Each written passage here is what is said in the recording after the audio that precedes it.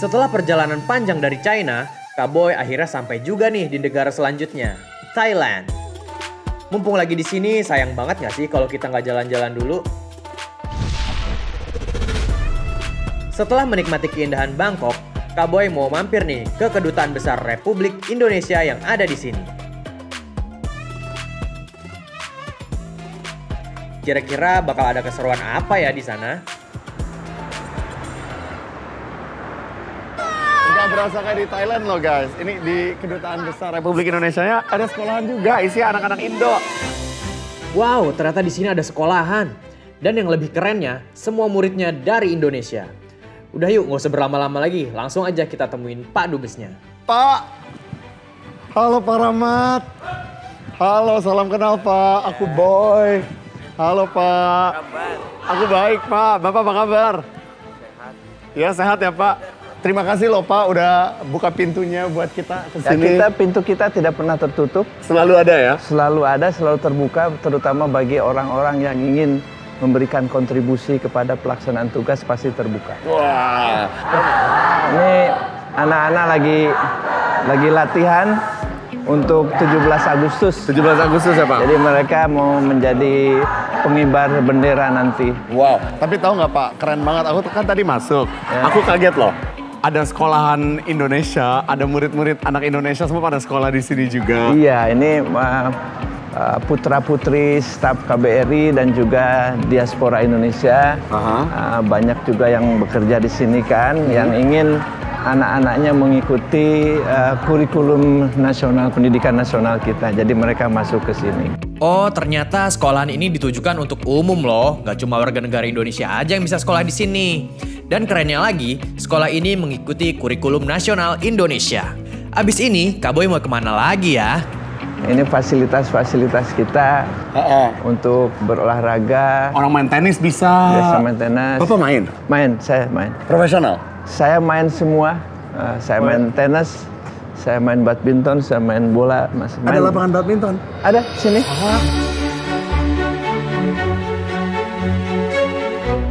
Wow, guys. Ada lapangan badminton. Ini ukurannya proper ya Pak ya? Proper. Real size? Real size. Wow. Basketnya juga real size, volleyballnya real size.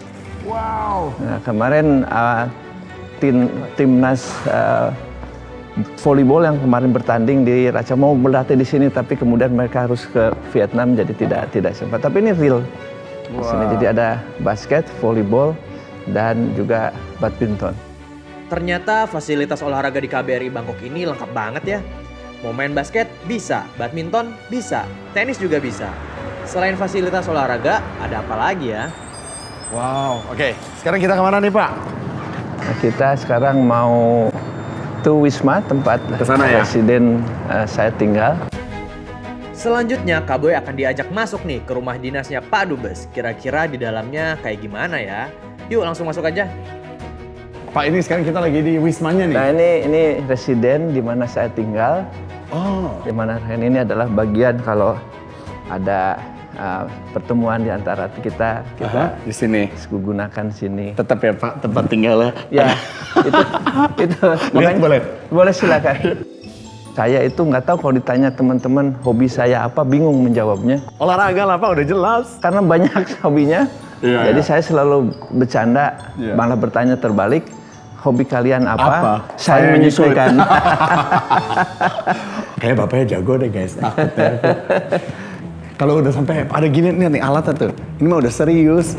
Ini bukan orang hobi, ini mah orang. Jadi kalau ini nggak ada, ini saya olahraganya di sini. Kalau hari Sabtu kita main bola, main di lapang bola banyak sampai jam 7 malam. Bukan di sini, kalau di sini jam 7 masih terang. Dan Bapak ikut main? Saya ikut. Ih, keren banget ya. Wih, Pak Dubes kita keren banget deh. Di sela-sela kesibukannya, beliau masih sempat loh aktif berolahraga setiap hari. Patut dicontoh nih sama kita-kita. Tahu nggak Pak, aku kesini naik apa? Aku nyetir. Oh, nyetir. Dari China. Oh, itu. Aku dari Cina. Wah, kirain keliling-keliling di sini pakai tuk-tuk dari Cina pakai tuk-tuk. Enggak. Malam ini gue naik tuk-tuk. Malam ini boleh. Cuman aku dari Cina, jauh-jauh ke sini. Jauh juga loh, Pak. Oh, iyalah. Pemandangannya gila loh, bagus banget. Iya, memang indah itu. Iya. Tahu nggak, aku salah satu negara favorit aku ya Pak ya, jujur nih. Is Thailand. Indonesia, Thailand. Kenapa? Karena bagi aku di sini tuh kulturnya very rich. Kayak kita jalan-jalan ngelihat the temples lah atau apa tuh banyak sekali ya Pak ya. Yang kita bisa lihat makanannya aku suka banget. Ya sebetulnya kalau di dalam culture kita tidak kalah kekayaan kita. Ya. Sama Indonesia. Iya kita sangat kaya dan sangat beraneka ragam. Setuju banget, soal culture Thailand emang keren banget sih. Tapi Indonesia juga nggak kalah keren loh. Selanjutnya, kita ngobrol-ngobrol lebih lanjut yuk sama Pak Dubes. Orang-orang kan aku kasih kabar ya, bahwa aku mau datang ke sini ketemu sama Pak Dubes nih. Banyak ini pertanyaan Pak. Ya apa? Oke, nih pertanyaannya. Hubungan Indonesia dan Thailand sudah berlangsung udah langsung lama dan erat nih ya, kita semua udah tahu. Kalau menurut Bapak, apa hal yang paling menonjol dari hubungan kedua negara selama ini? Baik dari sisi diplomatik atau antara masyarakatnya? Satu, yang menonjol. Ya. Saya tidak melihat hambatan yang begitu menyulitkan di dalam pelaksanaan hubungan kedua negara. Jadi oleh karena itu, saya tidak melihat alasan untuk tidak memperkuat hubungan. Ya, tahun ini tahun yang ke-75 tahun hubungan diplomatik kita. Dimulai sejak 7 Maret 1950.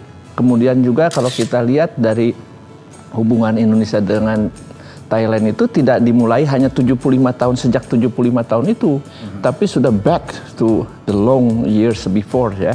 Kemudian juga dari konteks Raja Thailand pernah berkunjung ke Indonesia pada waktu-waktu yang sudah lebih dari 100 tahun lalu. Raja Lama Kerima misalnya, yang terkenal dengan Chulalongkorn, yang sangat memperhatikan dunia kebudayaan dan dunia pendidikan, itu pernah berkunjung ke Indonesia khususnya di Pulau Jawa pada tahun 1871, 1896, kemudian 1901, itu 3 kali berturut-turut. Salah satu tanda yang ada di Indonesia dari kunjungan itu adalah patung gajah. Oh iya. Yang kemudian menjadi museum gajah. Nah itu gajahnya, patungnya itu dari Raja Rama Kelima. Itu hanya ada 2 patung gajah yang diserahkan oleh Raja Chulalongkorn, satu ke Indonesia, satu ke Singapura pada waktu kunjungan itu. Dalam konteks yang lebih luas lagi, bukan bilateral, dalam konteks regional, Indonesia dan Thailand adalah founding father dari terbentuknya ASEAN melalui deklarasi Bangkok pada waktu itu yang akan kita rayakan besok tanggal 8 Agustus. Tadi katanya Mas Bob baru naik mobil dari China, kan? Aku baru nyetir road trip dari China. Nah, dan China juga pada tahun ini sama tuh 75 tahun. Iya. Hubungan Indonesia dengan China 75 Betul. tahun, kita dengan Thailand 75 tahun.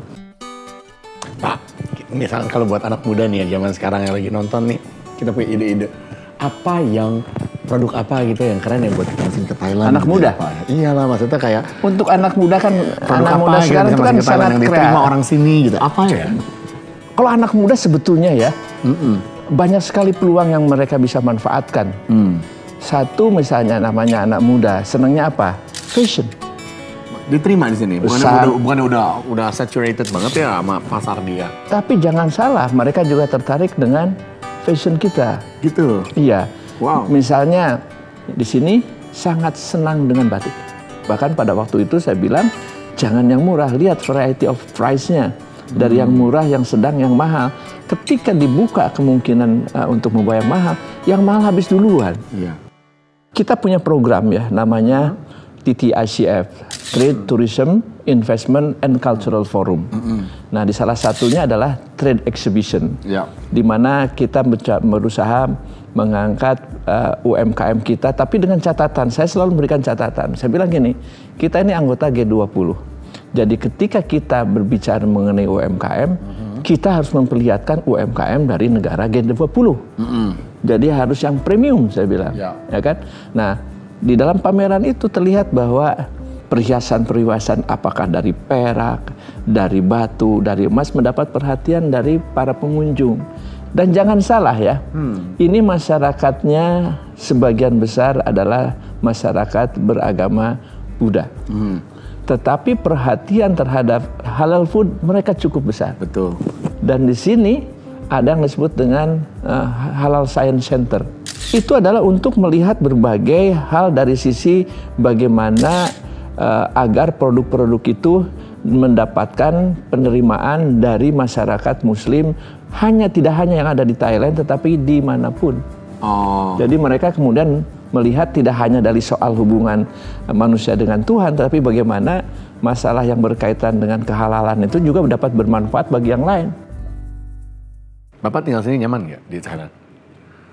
Saya merasa di rumah, karena dari sudut kebudayaan dan segala macam, itu relatif sama. Kangen Indo nggak tapi kadang-kadang? Oh iyalah. Kangen tetap ya? Segimanapun rumah saya adalah Indonesia. Seindah-indahnya di luar, pasti keinginan pulang selalu besar. Bapak mungkin makan Thailand terus apa dimasakin Indo nih? Enggak. Makanan saya sebagian besar masakan Indonesia malah. Oh ya? Saya makan Thailand ketika saya keluar, ketika ada makan diundang, ketika apa. Tapi kalau seharian, ya makanannya makanan sederhana, saya tempe segala macam. Masih paling enak itulah Pak. Aku juga sekarang kangen tempe, tahu, aduh, jengkol Pak. Sini nggak ada jengkol ya Pak ya? Di sini nggak ada jengkol, tapi yang kita bisa jengkol datang dari teman-teman di Indonesia. Bisa. Petai tapi ada ya sini ya? Apa? Petai. Petai ada. Petai ada ya? Karena di sini bukan hal aneh. Kalau jengkol sangat sulit kita mendapatkannya. Tapi kalau pete di restoran-restoran banyak masakan yang ada petenya. Kayak Thailand is like, tau gak aku selalu bilang Thailand kayak apa ya Pak ya? Kayak Las Vegasnya Asia gak sih? Kayak dia hidupnya tuh malam gitu. Enggak, sini malam dan siang. Siang hidup juga? Siang, malam dan siang. Malam dan siang. Keren ya ini negara ya? Malam dan siang. Dan saya rasa kita harus banyak belajar terutama di dalam bagaimana menata dan memanage itu berkaitan dengan kegiatan turisme. Iya. Ya karena kalau dilihat dari objek turis, kita amat sangat kaya. Karena kita tuh siapa ya? Indonesia. Ya kita.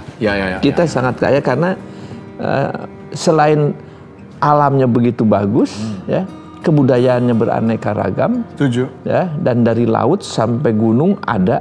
Nah, yang kita harus melihat bagaimana meningkatkan itu adalah memanage, kemudian akses, dan yang lebih penting itu adalah rasa nyaman. Sama kayak ini, terima kasih Pak udah buat aku nyaman main ke KBRI sini. Aku izin, aku harus nyetir lagi nih Pak. Aku harus bawa nih mobil ke Kuala Lumpur. Atau nggak, aku nanti lewat Singapura. Oke, targetnya berapa lama itu? Sampai Jakarta? Semingguan lebih. Sampai dari sejak sekarang? Dari China. Oh, dari China. Dari China semingguan lebih. Itu udah termasuk ini ya, udah termasuk istirahat. Ya. Kalau enggak kita bisa lebih cepat lagi nih, bisa pepet. Cuman kan bahaya ya Pak ya. Iyalah, karena itu kan kalau dari sudut keamanan itu mengendara tuh 3 jam harus berhenti. Betul. Nanti aku main-main lagi ke sini. Silahkan. Lebih lama. Silahkan. Kita main pingpong kali ya Pak ya nanti. Mau main apa saja silahkan. Mantap. Mau bertualang dengan saya juga silahkan. Ayo. Pak, terima kasih banyak loh. Karena petualangan adalah that's my world. Ya, my world too. Kalau bisa dibilang Indonesia dan Thailand ini udah kayak bestie banget lah ya dari dulu. Bahkan seperti kata Pak Dubes, kita ini udah punya hubungan baik sejak beratus-ratus tahun yang lalu. Banyak kerjasama antara Indonesia dan Thailand yang sudah terjalin baik dari sektor budaya, pendidikan, pariwisata, dan masih banyak lagi. Semoga hubungan baik ini akan selalu terjaga ya sampai selamanya. Setelah dari Bangkok, kira-kira Kak Boy akan lanjut road trip kemana lagi ya?